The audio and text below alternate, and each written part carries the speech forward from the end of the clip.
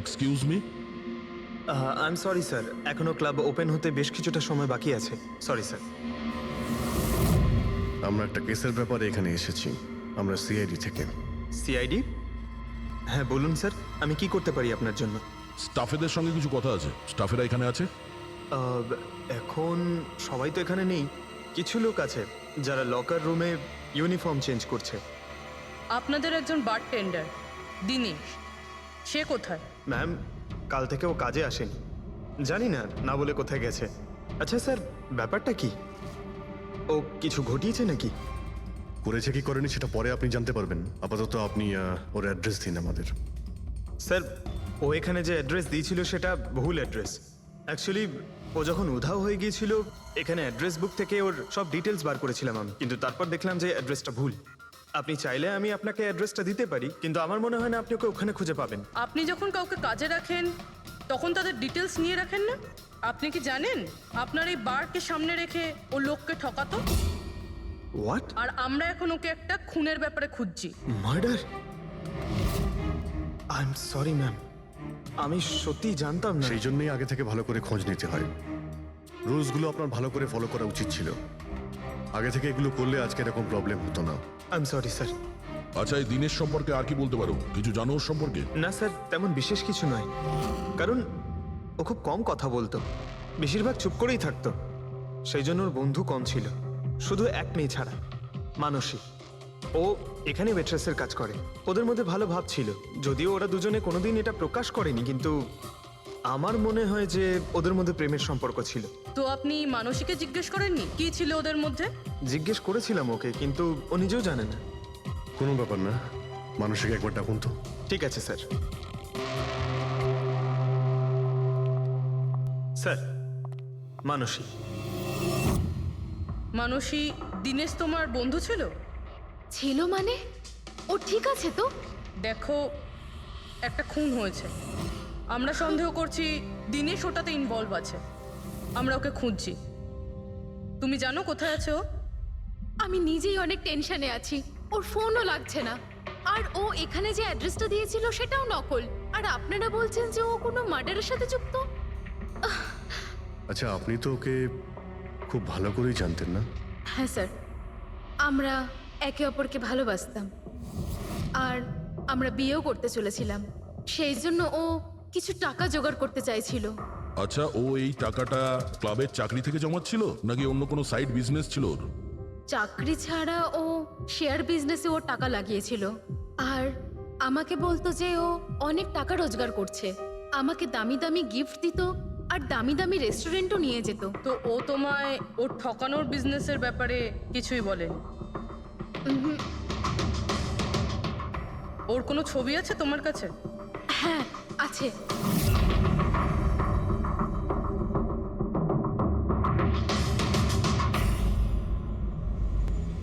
Sir, এই দিনেশ তো নিরুদ্দেশ, কিন্তু ওর ছবি আমরা পেয়েছি। এটাকে আমরা স্যার এই দিনেশ তো নিরুদ্দেশ, কিন্তু ওর ছবি আমরা পেয়েছি।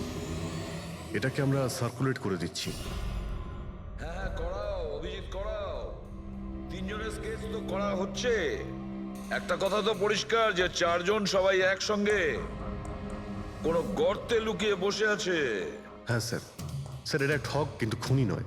ভুল করে এদের হাতে খুন হয়ে গেছে। 100% এটা ভয় পেয়েই কোথাও লুকিয়ে রয়েছে। ব্যাস, এই ভয়টাকেই আমাদের কাজে লাগাতে হবে। এমন ভাবে ভয় দেখাতে হবে যে ওরা নিশ্চয়ই কোনো ভুল করে থাকবে, আর আমরা খাপ করে ধরে ফেলবো। স্যার, স্যার, হ্যাঁ, স্কেচ তৈরি। ওকে। স্যার, হ্যাঁ, এই তিনজনই জুয়ারি, আর যে ছুরি মেরেছে সে হলো হরিশ। একটা কাজ করো, এই তিনটে স্কেচই আর ওই বারটেন্ডারের ছবি প্রতিটা police station, railway station, bus stand, লজে, সব জায়গায় পাঠিয়ে দাও। আর সমস্ত নিউজ চ্যানেলেও পাঠিয়ে দাও। আর ওদেরকে জানিয়ে দাও যে 24 ঘন্টা যেন এদের ছবি দেখানো হয়। প্রত্যেকটা বাড়িতে এদের ফটো দেখাতে হবে। তারপরে দেখবো কতদিন লুকিয়ে থাকে আমাদের হাত থেকে। এই চারটে ফটো খুব ভালো করে দেখুন। এই চারজন এই হত্যাকাণ্ডে জড়িত। এদের ব্যাপারে কোনো রকম সূত্র বা কোনো রকম খবর পেলে সিআইডি কে এই নাম্বারে খুব তাড়াতাড়ি যোগাযোগ করবেন। এ তো এরা খুবই ভয়ানক। এরা সবাই ইন্ডাস্ট্রিয়ালিস্ট হেমন্ত কুমারের ফার্ম হাউসে নিজেরই এক বন্ধুকে খুন করে পালিয়ে গেছে। পুলিশরা অনেকক্ষণ ইনভেস্টিগেশন করার পরেও সেখান থেকে কোনো কিছুই খুঁজে পাওয়া যায়নি। সিআইডি এদের সবাইকে খুঁজছে। এই হলো এদের ফটো।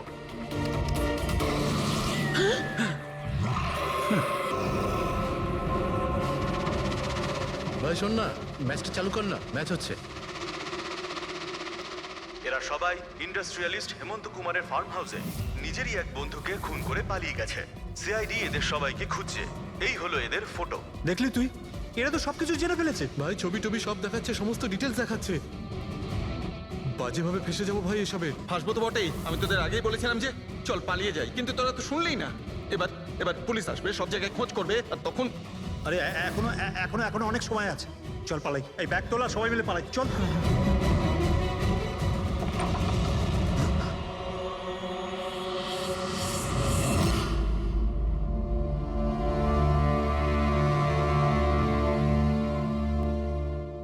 স্যার, সিট তো আমার খুব ভালো বন্ধু ছিল, আমার পার্টনার ছিল, সব কিছু ঠিকঠাক চলছিল। এতদিন ধরে কোনো গোলমাল হয়নি। ওই রাতে কি যে হলো, আমি তো অন্যান্য বারের মতোই নকল ছুরিই মেরেছিলাম, কিন্তু মানে মানে জানি না কিভাবে মরলো, আমি জানি না। এও জানে না। ওসব নাটক বন্ধ করো আর সত্যি করে বলো। বলো। স্যার, আমরা ধনী আর এনআরআই লোকদের বোকা বানিয়ে ঠকাতাম, আর দিনেশ ওই জেডিস ক্লাব থেকে এই ধরনের বোকাদের সিডের কাছে আনতো। তারপর আমরা সেই বড় লোক এনআরআই লোকগুলোকে কোনো খালি নির্জন বাংলোয় নিয়ে যেতাম, যেটা আমরা প্রথম থেকেই সিডের বাংলোর মতো সাজিয়ে রাখতাম। হ্যাঁ স্যার, আমার একটা বিজনেসও আছে স্যার, রিয়েল এস্টেটের বিজনেস। তাই স্যার এই কাজের জন্য এরকমই খালি শুনশান বাংলোর খোঁজ করতাম আমি স্যার, আর তারপর অ্যাভেলেবেল করাতাম এই কাজের জন্য স্যার। স্যার প্রথমে আমরা মুরগিকে জিততে দিই, আর তারপর যখন সে ভরসা পেয়ে যায় তখন সিট জেতা শুরু করে দেয়। এই সব কিছুর প্ল্যান থাকতো স্যার, সিট জিততেই থাকতো, আর ওরা আমার মধ্যে ঝগড়া শুরু হতো, আর আমি রেগে গিয়ে ওকে খুন করে দিতাম, মানে মিথ্যে করেই। এসব দেখে ধনী এনআরআই লোক ঘাবড়ে যেত আর ওদের টাকা পয়সা ফেলে পালিয়ে যেত। উঠে পর, নাটক শেষ, চলে গেছে ও।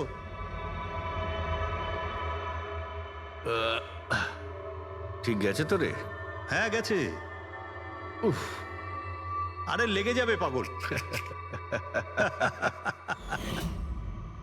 তারপর আমরা ওই টাকাগুলো নিজেদের মধ্যে ভাগ করে নিতাম। ওই রাতেও সব এরকমই হয়েছিল। আমি ওকে ছুরি মেরেছিলাম, আর তারপর পুলিশকে ফোন করা যাক আর সবকিছু ডিটেলে বলে আমি দেওয়া যাক। পুলিশের চক্করে পড়তে চাই না। আমার পাসপোর্ট, ইউএসএ সিটিজেনশিপ সবকিছুই চলে যাবে। না না না না না, আমি যাচ্ছি। আরে ঘুমিয়ে পড়লি নাকি সিট? আরে ওঠ ভাই, অনেক হয়েছে, আর ওভার অ্যাক্টিং করতে হবে না। Seat set set. আরে এই তো সত্যি মরে গেছে। আরে ছুরিটা সত্যি সত্যি লেগে গেল নাকি ওর? আরে কি বাজে কথা বলছিস কি তুই? আরে সিট ওঠ না। সিট ওঠ না। আরে ছুরিটা কি করে? তুই ছুরিটা ইউজ করার আগে চেক করিসনি নাকি? আরে প্রথমবার করছি নাকি? শুটিংয়ের ছুরি এটা, একটাই তো ছুরি আছে না, কিন্তু এই খুন কি করে হতে পারে? আমাদের পুলিশকে জানাতে হবে। পুলিশকে যদি জানাই তো আমরা সবাই ফেসে যাব। তাহলে কি করব?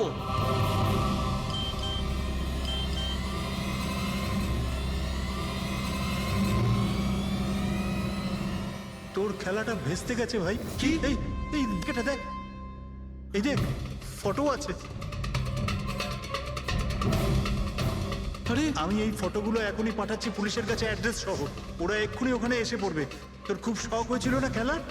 এবার দেখি পুলিশের সাথে কেমন লুকোচুরি খেলিস। তুমি বলছো যে তোমরা ওখানে টাকা ফেলে পালিয়ে গিয়েছিলে? হ্যাঁ স্যার, পুরো 90 লাখ টাকা ছিল স্যার। আমরা সব ফেলে পালিয়েছিলাম। কিন্তু আমরা তো ওখানে কোনো টাকা পাইনি। আমি কিছু জানি না ম্যাম, ওই টাকাটা কোথায় গেছে, ওই নকল ছুরিটাই বা আসল কি করে হয়ে গেল, সিডের খুন কি করে হয়ে গেল, আমি কিচ্ছু জানি না ম্যাম। কেউ তোমাদের জালে তোমাদেরই ফাঁসিয়ে দিয়েছে, বুঝেছো? দেখো, এমন কেউ আছে যে তোমাদের এই খেলার ব্যাপারে সব কিছুই জানতো। ওই ছুরিটা নিয়ে কোনো গন্ডগোল করেছিল, আর তাতেই সিট মারা যায়। আর ওই দিনেশ, ও কোথায়? সিড মারা যাওয়ার পর আমি দিনেশকে ফোন করেছিলাম। আমার কথা শুনে ও খুব ঘাবড়ে গেছিল, বললো কি যে ওই শহর ছেড়ে চলে যাবে। দিনেশ তো তখন থেকেই উধাও। তাহলে কি পুরো প্ল্যানটা আবার দিনেশ করেনি তো? ওখানে রণবীরকে পাঠায় আর হরিশের ছুরিটাই চেঞ্জ করে দেয়, আর তারপরে দিনেশ ব্যালকনিতে লুকিয়ে পড়ে। আর ওখান থেকে দিনেশ ফটো তুলেছে স্যার, আর হরিশকে পাঠিয়েছে, আর তারপর বলেছে যে পুলিশ আসছে, তাই এরা সব ভয় পালিয়ে গেছে। 90 লক্ষ টাকা ছেড়ে পালিয়ে গেছে। তার মানে দিনেশ আমাদের সাথে বেইমানি করেছে? বাহ, সবাইকে ঠকায় যে লোক, যখন তাদের সাথে এরকম হলো খারাপ লাগছে।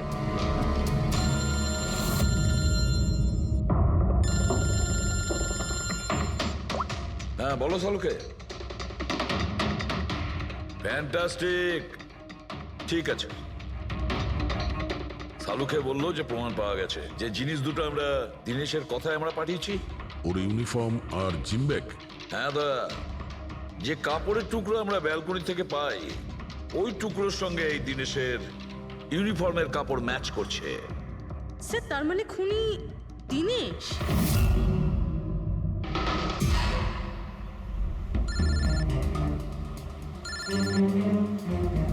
এসিপি স্যার, হ্যালো, কি জিটি রোড? ঠিক আছে স্যার, ওকে ওকে। জিটি রোডে যেতে হবে। দিনেশকে জিটি রোডের বাজারে দেখা গেছে।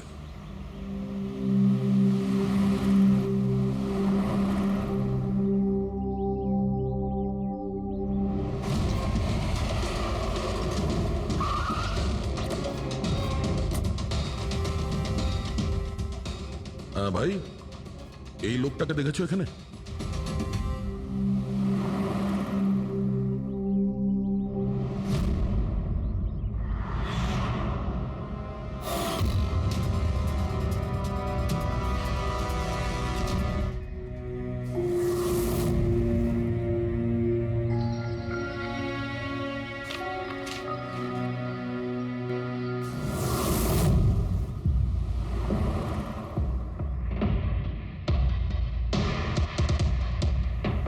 আচ্ছা এই যে দাদা, একে দেখেছেন? হ্যাঁ দেখেছি তো। কোথায়? ওই তো ওখানে দাঁড়িয়ে রয়েছে। আগে? হ্যাঁ আগে। থ্যাঙ্কস থ্যাঙ্কস, চলো। মা, বাবা, আমায় ক্ষমা করে দিও। আমি তোমাকে অনেক কষ্ট দিয়েছি, তোমাদের মান সম্মান ডুবিয়ে দিয়েছি।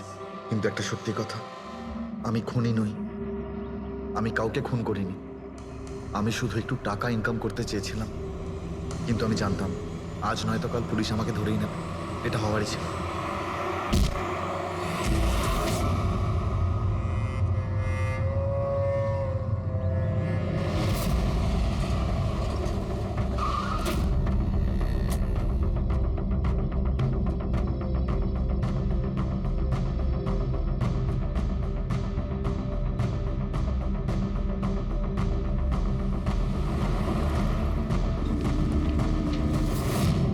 ক্ষমা করে দাও, এই বদনাম নিয়ে বেঁচে থাকার থেকে মরে যাওয়া ভালো।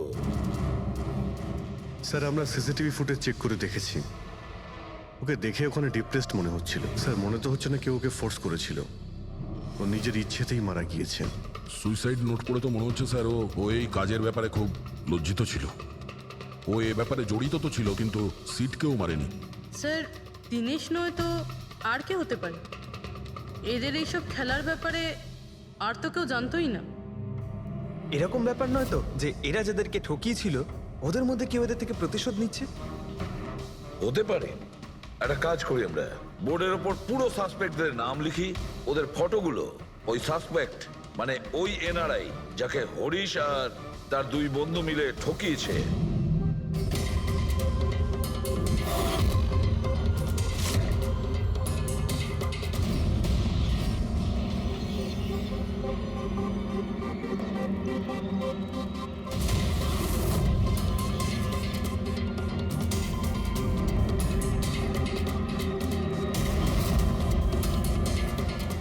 স্যার এই হলো সেই সমস্ত লোকগুলো যারা এই কেসের সঙ্গে জড়িত। অভিজিৎ খোঁজ নিতে হবে খুনের সময় এরা কোথায় ছিল। পুরো ইনফরমেশনটা আমরা এয়ারপোর্ট ইমিগ্রেশন থেকে পেয়ে যাব। স্যার, এই ফটোগ্রাফে যে 8 জন লোক আছে সেই সময় তারা ইন্ডিয়াতে ছিলই না। ইনফ্যাক্ট বেশিরভাগ লোকই এই ঘটনার পরে ইন্ডিয়াতে ফেরেইনি। শুধু এই 4 জন ছাড়া এই 3 জন সাক্ষী, বিক্রম, রণবীর, প্রীতম আর মিস্টার রানা, স্যার এক্ষুনি আমি মিস্টার রানার বাড়িতে ফোন করেছিলাম, ওনার ওয়াইফ ধরেছিলেন। বললেন যে 3 বছর আগে উনি মারা গেছেন, আর 3 বছর আগে এরা ওনাকে ঠকিয়েছিল। উনি এই গিল্ট ফেলেই ভুগতেন যে ওনার সামনে কেউ খুন হয়ে গেছিল আর উনি কিচ্ছু করতে পারেননি, যার জন্য উনি নেশার কবলে পড়েন। আর তাহলে বাকি থাকলো 3 জন সাসপেক্ট, প্রীতম, রণবীর আর বিক্রম। প্রীতম আর বিক্রম এরা তো দেশের মধ্যেই ছিল, কিন্তু এই শহরে ছিল না। এবার এই রণবীরই শুধু বাকি থাকলো। রণবীর তো নিজেই ওখানে ছিল, ওই ফটোতেও ছবি আছে। হ্যাঁ স্যার, ও একই সাথে ব্যালকনি আর হল তাতে থাকতে পারে না, এটা অন্য কেউই হবে। তাহলে কে হতে পারে এই খুনি? পঙ্কজ, মিস্টার রানা 3 বছর আগে মারা গেছেন, ওনার পুরো ডিটেলসটা আমার চাই। স্যার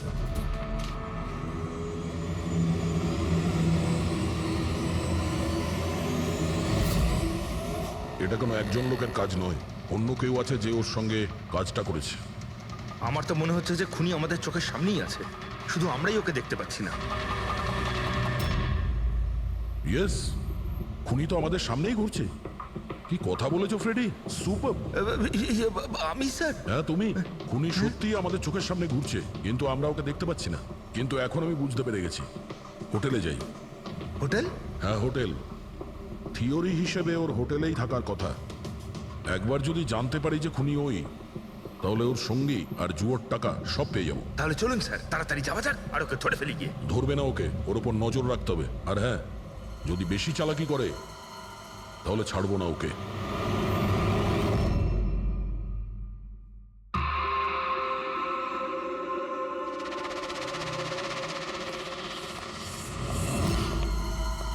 এক্সকিউজ মি, হ্যাঁ স্যার, আমি আপনার ফোন থেকে একটা ফোন করতে চাই।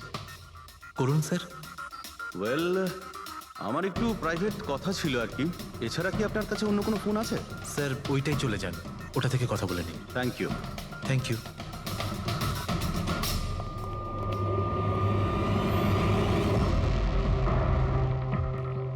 শোনো ভাই, হ্যাঁ স্যার। আমরা সিআইডি থেকে আসছি, আমরা এই লোকটাকে ফলো করছি। এই লোকটা যে কথা বলছে ওটা আমাদের শুনতে হবে যে কি কথা বলছে। স্যার ওই ফোনটা এই ফোনটার সাথে কানেক্টেড। আমার মনে হচ্ছে সিআইডি কিছুই জানতে পারেনি। প্ল্যানটা সাকসেসফুল। আমাদের প্ল্যানটা খারাপ করার শুধু একটাই লোক ছিল, আর সে ছিল দিনেশ। আরও সেটার উপযুক্ত শাস্তি পেয়ে গেছে। So there is nothing to worry about. You don't worry, আমি যদি কিছু জানতে পারি তোমাকে জানাবো। I love you too.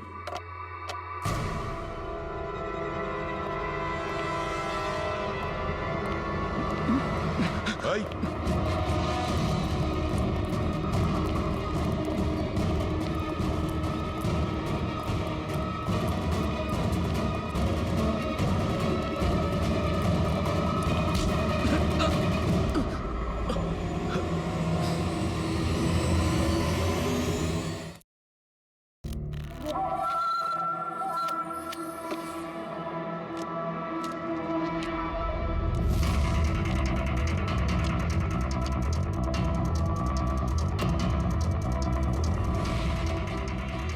এই রইল আমার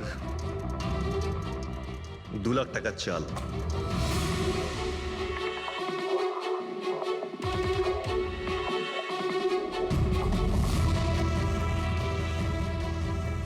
আমার 3 লাখ টাকার চাল।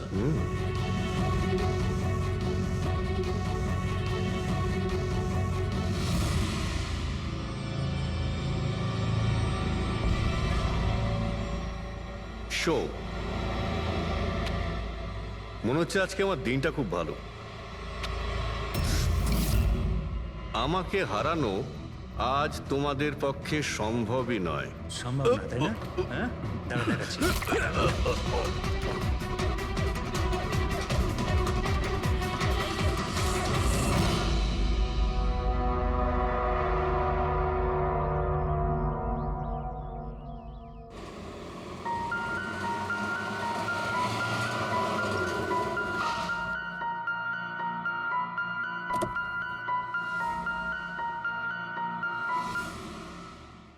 চলো বাচ্চারা।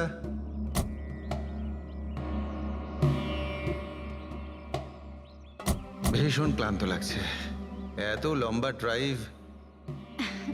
হেমন্ত, তুমি তো জানো আমরা ভ্যাকেশনে এসেছি, তাহলে কিছুদিন তুমি বিশ্রাম করে নিও। ওকে ওকে বাবা, ঠিক আছে, দরজা তো খোলো, আমি লাগেজগুলো নিয়ে আসছি। হ্যাঁ। এসো।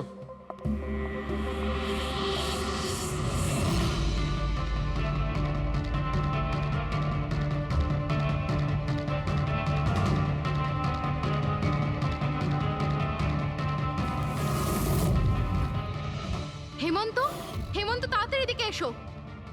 এই এই দরজাটা। তুমি ওদের গাড়িতে বসাও, আমি দেখছি। হেমন্ত সাবধানে প্লিজ। চলো চলো চলো।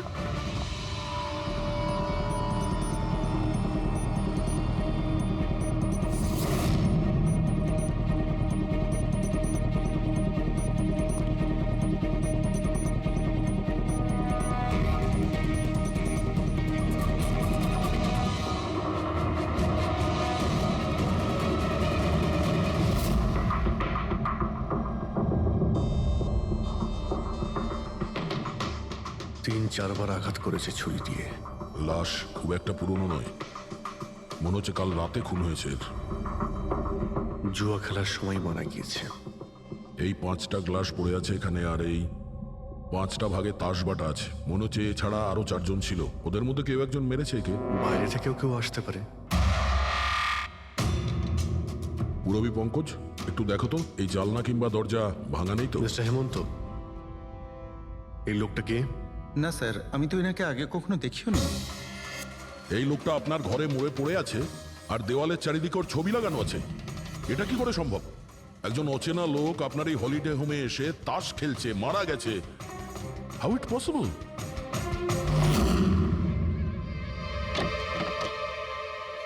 আচ্ছা, এখানে কোনো গার্ড নেই? ছিল স্যার, বহু বছর একজন গার্ড ছিল, কিন্তু ওই মাস চারেক আগে তার মৃত্যু হয়, ব্যাস তারপর থেকে আর কেউ নেই। আমি ভেবেছিলাম যে এবার একজন নতুন গার্ড রাখবো। আমায় বিশ্বাস করুন, আমি একদম সত্যি বলছি, আমি এই ভদ্রলোককে চিনিও না। উনি এখানে কি করছিলেন, ওনার ছবি এখানে কেন টাঙানো, আমি কিচ্ছু বুঝতে পারছি না।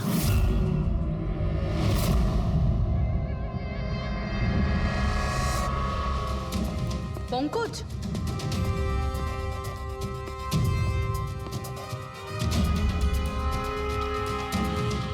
স্যার স্যার, জোর করে তো কেউ ভেতরে ঢোকেনি।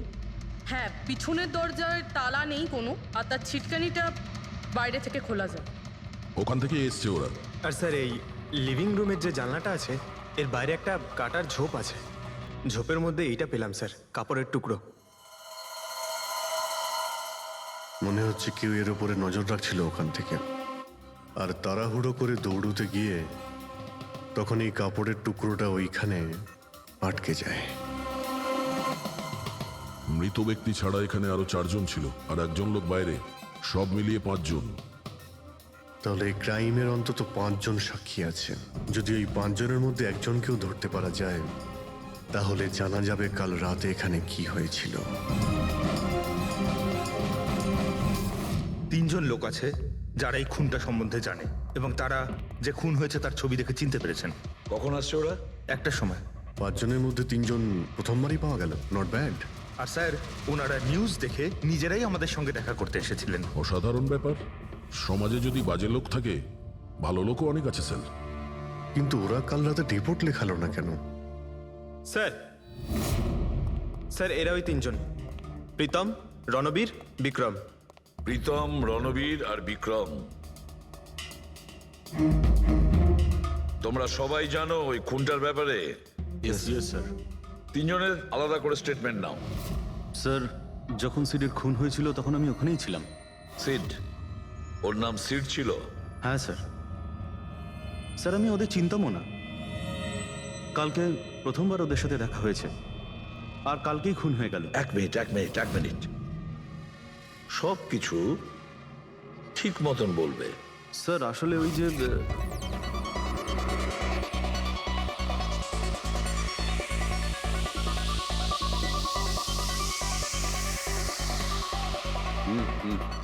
Sure sir. কি হয়েছে স্যার? আপনি বোর হচ্ছেন? ক্লাবে ভালো লাগছে না আপনার? ক্লাব? তুমি এটাকে ক্লাব বলছো? মনে হচ্ছে ক্লাব তুমি দেখোইনি। স্যার, আপনি এখানে নতুন এসেছেন, এই শহরে প্রথমবার এসেছেন? হ্যাঁ, নিউ ইয়র্কে থাকি। একটা কাজের জন্য ইন্ডিয়াতে এসেছি। কাজ শেষ হয়ে গেছে আর শহরে বসে বোর হচ্ছি। আপনার বোর্ডন দূর করার একটা রাস্তা আছে আমার কাছে। রিয়েলি? কি? একটু এক্সপেন্সিভ। সেটা চিন্তা তোমায় করতে হবে না। কি রাস্তা আছে সেটা বলো। ভেবে দেখুন স্যার, লাখ টাকার ব্যাপার, আর রিস্কও আছে।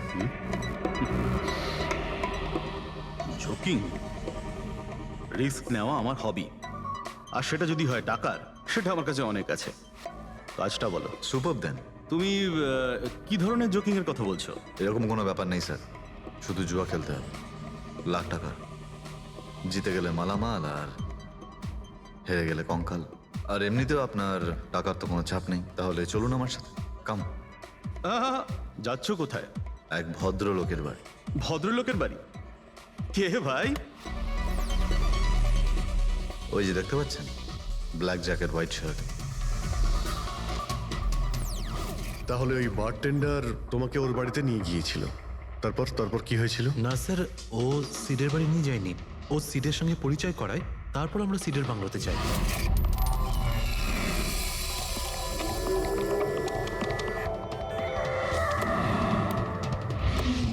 আর যখন আমরা ওখানে পৌঁছলাম তখন আগে থেকেই দুজন ওখানে ছিল।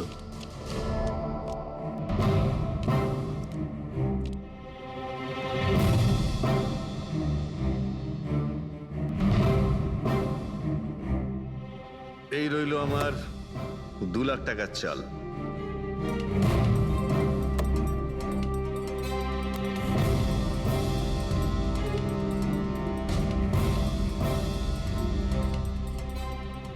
শো।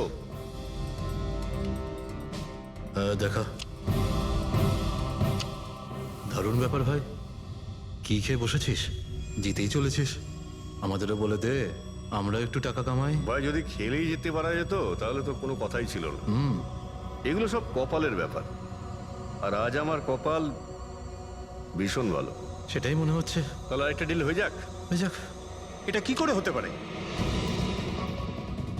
বললাম না আমার কপাল খুব ভালো। তোর লাক আজকে ভালো না অন্য কিছু?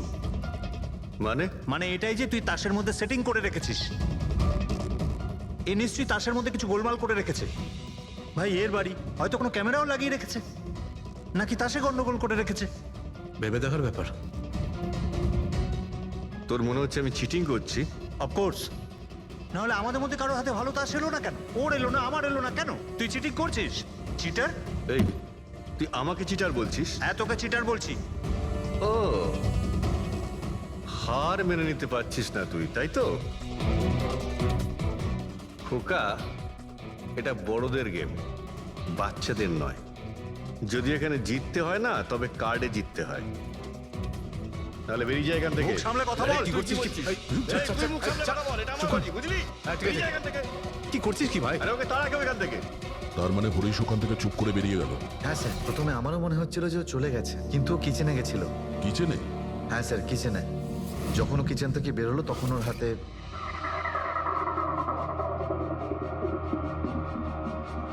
তুই আবার এসিস এখানে? তোকে বলেছি না এখানে আসবি না? বেরো এখান থেকে। কি হলো কি? এই, তুই আবার হাত দিচ্ছিস গায়ে? আরে ভাই, আরে কি করলি কি তুই? আরে মেরে দিল ওকে।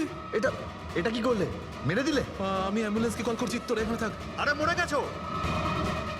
পুলিশকে ফোন কর, না হলে আমরা সবাই ফেসে যাবো। পুলিশকে ফোন করলে আমরা বেঁচে যাব? জুয়া খেলছিলাম আমরা, বেআইনি এই জুয়া খেলা। হ্যাঁ, জুয়া খেলেছি, কাউকে মারিনি তো এক আমরা। বেশি চালাকি করিস না। পুলিশ যদি আসে না, আমি একা ফাঁসবো না, সবাই মিলে ফাঁসবো। সেভ একটা কাজ করতে পারি, তোরা এখান থেকে যা, আমি কাজটা খতম করে আসছি। তোমরা কত টাকা হেরেছিলে? স্যার, 30 লাখ। আমার প্রায় 50 লাখ মতন। স্যার, 35 লাখ। এক মিনিট। রণবীর, তুমি বলেছিলে যে সিড ওই সময় সাদা শার্ট পরেছিল। ইয়ে স্যার, উনি সাদা শার্টই পরেছিল। আর বিক্রম, তুমি বলেছিলে যে ও হলুদ শার্ট পরেছিল। হ্যাঁ স্যার, ও হলুদ শার্টই পরেছিল। ও সাদা বা হলুদ রঙের শার্ট পরেছিল না, একটু ব্লুইশ কালার ছিল শার্টটার, আমার ভালো মনে আছে। কিভাবে সেটা হয়? আমরা যখন লাশটাকে পেয়েছিলাম তখন ও হোয়াইট কালারের শার্ট পরেছিল, আর রণবীরও তো এই একই কথা বলছে। এটা কিভাবে সম্ভব? একই সময়ে আলাদা আলাদা ড্রেসে কিভাবে খুন হয়? স্যার যখন মার্ডার হলো তখন এটা কেউ ছিলই না ওখানে। ছিল না মানে? মানে এটাই যে আমার ভালো মতো মনে আছে, এটা 6 মাস আগের ঘটনা। এরা ছিল না ওখানে। না স্যার, এটা পুরো 1 বছর আগের কথা। কি সব বলছে স্যার এরা? খুন তো কাল রাতে হয়েছে, তাই না? এক্স্যাক্টলি, খুনটা গতকাল রাতেই হয়েছিল। আর সেই সময় উনি সাদা রঙের শার্টই পরেছিলেন। এক মিনিট, এসব তোমরা কি বলছো? কাল রাত, 6 মাস, 1 বছর আগে? হ্যাঁ স্যার। আই হোপ তোমরা একটা লোকের মার্ডারের কথা বলছো যা কাল রাতে হয়েছিল, তাই তো? আর তোমরা বলছো এই দুইজন ছিল না মার্ডারের সময়? স্যার এরা দুজন ওখানে ছিল না। আমি যে মার্ডারের কথা বলছি সেটা 6 মাস আগে হয়েছে। স্যার, খুনটা কাল রাতেই হয়েছিল। আর সেই সময় যারা ছিল সেই দুজন অন্য কেউ ছিল, ওরা তখন ওখানে ছিল না। হ্যাঁ স্যার, ওরা ঠিক বলছে, আমিও চিনি না এদেরকে। তোমরা তিনজনের সিডের কথাই বলছো তো? আর মার্ডার হওয়ার আগে ও তোমাদের সঙ্গে চেরিস ক্লাবে দেখা করেছিল তো? আর তারপরে ও তোমাকে হেমন্ত বিলায় নিয়ে গেছে। না স্যার, ও আমাকে সংকল্প ম্যানশনে নিয়ে গেছিল। আর সেটা ওই কীর্তি হিলসে, হ্যাঁ কীর্তি হিলসে ছিল। না স্যার, ও আমাকে ইয়াশ হাউসে নিয়ে গেছিল, যেটা কার্টিস রোডে রয়েছে। একটাই লোক তিনবার তিন জায়গায় 3 রকম আলাদা আলাদা জামা কাপড় পরে কি করে মরতে পারে? হ্যাঁ, সালুকে বলো। আচ্ছা ঠিক আছে, ওকে। অজিত, সালুকে কোনো সূত্র খুঁজে পেয়েছে। তোমরা যাও সালুকের সঙ্গে দেখা করো, আর ততক্ষণে আমি এদেরকে একটু জিজ্ঞাসাবাদ করি।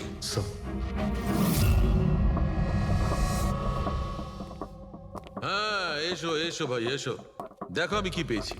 আরেকটা কথা বলতে হবে, এই কেসটা বড় অদ্ভুত। হ্যাঁ ডক্টর সালুকে, কেসটা তো খুবই অদ্ভুত, আর যেগুলো আমরা জানতে পেরেছি ওগুলো। আরে না ভাই, ওইটাও তো অদ্ভুত নয়, আমি যেটা তোমাদের বলতে যাচ্ছি সেটা অদ্ভুত। হ্যাঁ, কি হলো? তুমি এদিক ওদিক কি দেখছো? কিছু না। ঠিক তো? না, আমি আপনার কথাই শুনছি। কি বলছেন স্যার? ও আচ্ছা, হ্যাঁ, তো আমি কি বলছি? ও হ্যাঁ, অদ্ভুত। দেখো, আমি এর রক্তের সঙ্গে সঙ্গে রক্তের মতো আর একটা জিনিস পেয়েছি। রক্তের মতো? স্যার আপনার সন্দেহ একদম ঠিক ছিল, এটা ডাই ছিল। আরে সারিকা, তুমি এসে গেছো? মানে আমি বলতে চাইছি, কি বলছো তুমি? লাল ডাই? কি করে? আরে বাহ, কনসেন্ট্রেশন ফিরে পেয়েছো তুমি? আরে আমার কনসেন্ট্রেশন কোথায় গিয়েছিল? তোমরা সব সময় না আমার পিছনেই পড়ে থাকো। ও আচ্ছা। আমি সিডের বডি থেকে এই প্লাস্টিক ব্যাগটা পেয়েছি।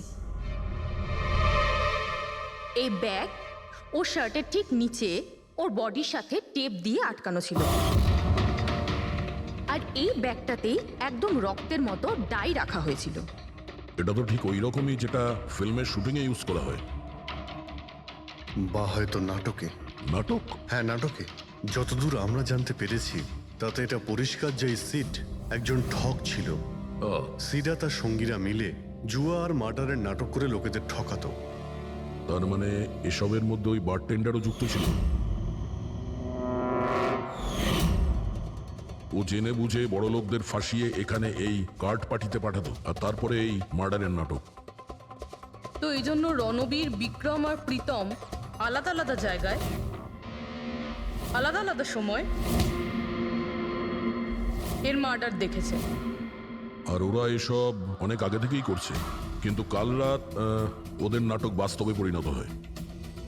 প্রতিবারই একটা নতুন বাংলো, নতুন লোক ঠকানোর জন্য। আর বাকি সব সেম, একই খেলা, একই ঝগড়া, আর সেই একই সিটের মার্ডারের নাটক। লোকেদের কাছ থেকে টাকা নিয়ে পুলিশ কেসে নামে লোকেদের ভয় দেখিয়ে বের করে দেওয়া। সব কিছু সেম টু সেম। প্ল্যান তো খুব ভালো ছিল, কিন্তু কালকে হঠাৎ মার্ডার কি করে হয়ে গেল? কারণ কালকে রাতে একটা গন্ডগোল হয়েছে। মানে? 1 মিনিট।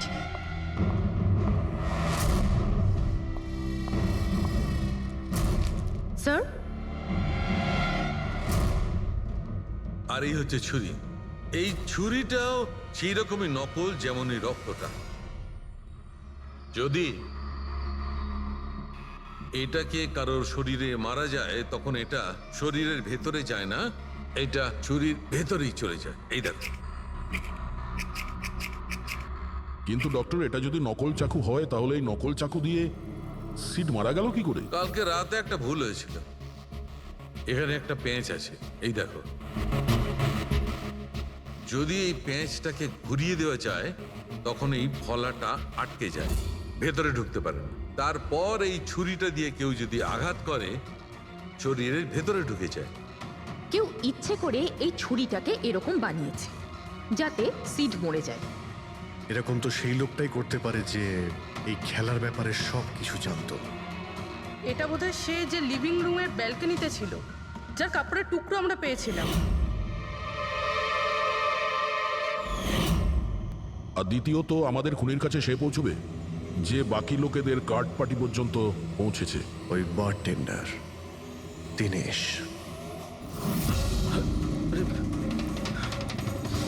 আমি আপনাদেরকে কিচ্ছু বলতে পারবো না, আমি এই ব্যাপারে কিচ্ছু জানি না। তুই কিছু বলিস আর না বলিস, তুই ফোনে যা কথা বলছিলি না ওটা আমরা সবাই শুনে নিয়েছি, বুঝলি? শুধু এটা বল, টাকা কোথায়? হ্যাঁ, দেখো, মুখ বন্ধ করে কেন নিজের জীবনের সর্বনাশ ডেকে আনছো? তোমার মঙ্গল এতেই, চুপচাপ যা জানো সব বলে দাও। টাকাটা ওর কাছে রয়েছে।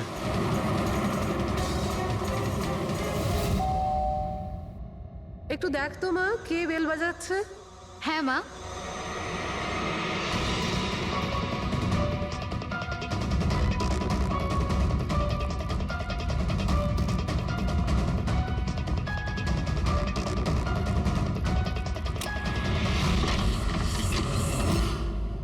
হাই, চিনতে পেরেছো?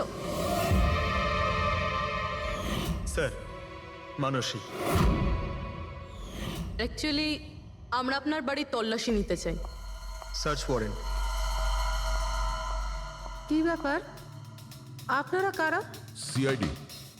আমাদের কাছে আপনার বাড়ির তল্লাশির অর্ডার আছে। কিন্তু আমরা কি করেছি?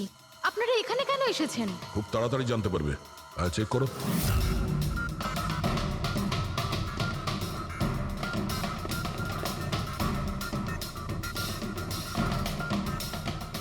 দয়া স্যার।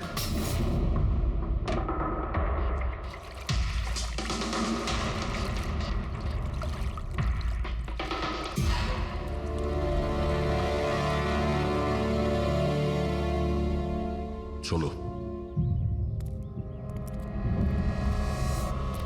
এই নোটগুলোতে রক্ত লেগে রয়েছে। ডিএনএ টেস্ট করলেই জানতে পেরে যাব যে এই রক্তটা সিডের, তাই না? এবার বলো, কিছু জিজ্ঞেস করবে? এখন এ জিজ্ঞাসা করবে না, আমরা জিজ্ঞাসা করব ব্যুরোতে। কিন্তু আপনারা আমাকে কেন সন্দেহ করলেন? শেষবার আমাদের মনে হয়েছিল যে দিনেশ খুনি, কিন্তু ও সুইসাইড করে প্রমাণ করে দিয়েছে যে ও খুনি নয়। মানুষ এটা কি চেনো? এটা তোমার ইউনিফর্মের কাপড়ের টুকরো। এটার কারণে আমরা তোমাকে সন্দেহ করছি, বুঝেছো? আর তারপর আমরা এইটা খোঁজ লাগালাম যে তুমি এরকম কাজ করলে কেন। আপনি জানতেন যে আমি এসব কেন করেছি? মিস্টার রানা, আপনার বাবা ছিল, রাইট? হ্যাঁ, উনি আমার বাবা ছিলেন, আর ওনার প্রাণ সিট আর ওনার সঙ্গীতের জন্য গেছে। উনি ওই ঘটনাটা কিছুতেই ভুলতে পারেননি, আর উনি একজন ডায়াবেটিসের রোগী ছিলেন। তারপরে উনি প্রচুর ড্রিঙ্ক করতে শুরু করে দিয়েছিলেন। উনি কি জানতেন এগুলো যা হচ্ছে সেগুলো সবই নাটক? না, উনি কিছুই জানতেন না। যদি এটা জানতেন তাহলে নিজের প্রাণ নিতেন না। উনি তো এই সব কিছুকে সত্যি মনে করতেন। ইউএসএ তে ছিলাম আমি, যখন মা আমাকে কল করলো। বাবার অবস্থা খুব খারাপ ছিল। যখন আমি ইন্ডিয়া আসলাম তখন উনি আমাকে বললেন যে আমাকে ওনার কোনো অসম্পূর্ণ কাজ পূর্ণ করতে হবে আর ওনার অপরাধীদের শাস্তি দিতে হবে। তারপরে আমিও বাবাকে প্রমিস করেছিলাম যে আমি ওনার অসম্পূর্ণ কাজ শেষ করব। তারপরে উনি আমাদের সবাইকে ছেড়ে চলে গেলেন। তারপরে তুমি কি করলে? তারপরে আমি খোঁজ করা শুরু করি, কিন্তু ওই সময় এরকম কোনো কেস রেজিস্টারই হয়নি। কিন্তু পরে আমার মনে পড়েছিল বাবা বলেছিল যে এই জেডিস ক্লাবে দিনেশ ওনাকে সিডের সাথে দেখা করিয়েছিল। তো এইভাবে তোমার সঙ্গে দিনেশের দেখা হয়? হ্যাঁ, তারপরে আমি ওখানে ওয়েটারে চাকরি করা শুরু করি। দিনেশকে নিজের বন্ধু বানাই আর ধীরে ধীরে ওর কাছে আসতে থাকি। তারপরে পুরো বিষয়টাই আমি বুঝতে পেরেছিলাম যে কিভাবে ওরা আমার বাবাকে বোকা বানিয়ে আমার বাবার থেকে টাকা নিয়েছিল। কিন্তু আইনের কাছে সাহায্য চাওয়ার বদলে তুমি আইন নিজেই হাতে নিয়ে নিলে। বেইমানির বদলে বেইমানি, দিনেশের সঙ্গে তুমি ভালোবাসার নাটক করেছিলে। হ্যাঁ, আমি নাটক করেছি। ওদেরকে উপযুক্ত শাস্তি দেওয়ার জন্য আমি এটা করেছিলাম। আর এতে তোমার সাহায্য করেছে তোমার প্রেমিক, তোমার আসল বয়ফ্রেন্ড।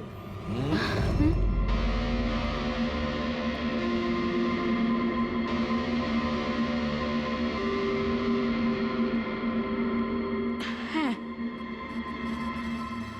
আমরা দুজনে মিলে প্ল্যান করেছিলাম। রণবীর ওই রাতে জেনে বুঝে বোকা হয়েছিল। আর ওই ছুরিটাকে খারাপ করেছিল। যদি এই পেঁচটাকে ঘুরিয়ে দেওয়া যায় তখন এই ফলাটা আটকে যায়। ওই ছুরিটাকে আমি খারাপ করেছিলাম, আর ব্যালকনি থেকে লুকিয়ে ফটো আমিই নিয়েছিলাম। তারপরে আমি ওই ফটো হরিশকে পাঠিয়েছিলাম, আর ওদেরকে ওখান থেকে তাড়িয়ে দিলাম, আর আমি টাকাগুলো নিয়ে ওখান থেকে বেরিয়ে পড়লাম। আমি আমার বাবাকে দেওয়া প্রমিস পূরণ করেছি। ওই টাকাটা আমার বাবার ছিল, আমি ওনার প্রতি ন্যায় করেছি। ভুল। ওই ন্যায় বিচার করা তোমার কাজ নয়, সেটা করবে আদালত। তুমি আইন নিজের হাতে নিয়েছিলে, আর একটা খুব মস্ত বড় অপরাধ করেছো। আইন তোমাকে কঠোর থেকে কঠোরতম শাস্তি দেবে, তোমাদের দুজনকে কঠোর শাস্তি দেবে।